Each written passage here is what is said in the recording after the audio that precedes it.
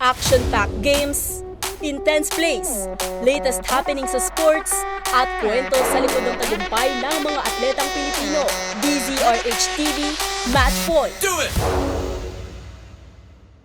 Sa mundo ng basketball, long and tough road.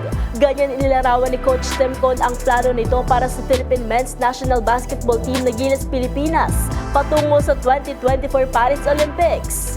Sa papalapit na FIBA Asia Cup qualifying tournament, sinabi ng head coach ng Gilas Pilipinas na si Coach Tim Cone na mayroon itong mga plano at programa para makatuntong ang koponan sa Olympics ngayong taon. Sa isang press conference kasama sinasamahang basketball ng Pilipinas si President Al Pandillo at Executive Director Erica D, sinabi ni Tim Cone na ang long-term goal ng Gilas ay ang makapasok sa Olympic Games ngayong taon man o sa Los Angeles sa 2028. Our goal is, in my mind, is to make the Olympics. I think that's really our goal, is to make the Olympics, and whether it be Paris or whether it be LA in 4 years or 5 years, our goal is to make the Olympics, and we do that by either qualifying in Latvia or by being the best Asian team in the World Cup.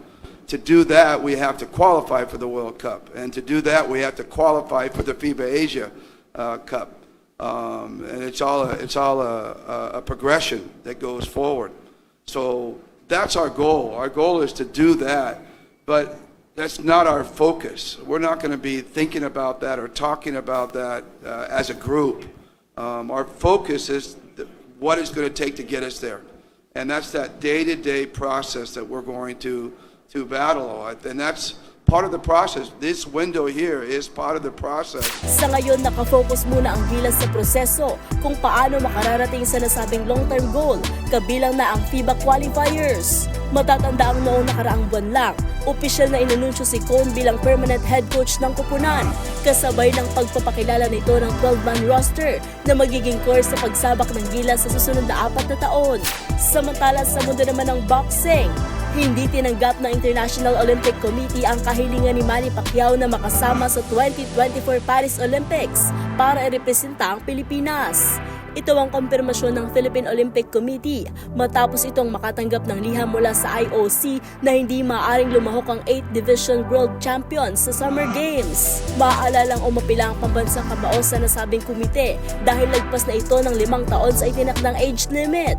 Dagdag pa ng POC, hindi na rin maaaring maging kwalipikado si Pacquiao sa university rule o ang ginagawad sa mga pambansang atleta na hindi dadaan sa normal na qualifier. Kasunod ng balitang ito, bagamat inamin ng 45-year-old boxing legend na malungkot at disappointed ito sa naging desisyon ng OIC, tanggap at naiintindihan naman nito ang age limit rule at nangakong patuloy pa ring susuportahan ang mga atletang Pilipino. At yan ang match point.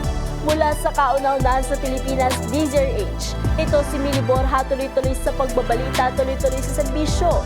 Sama-sama tayo, Pilipino.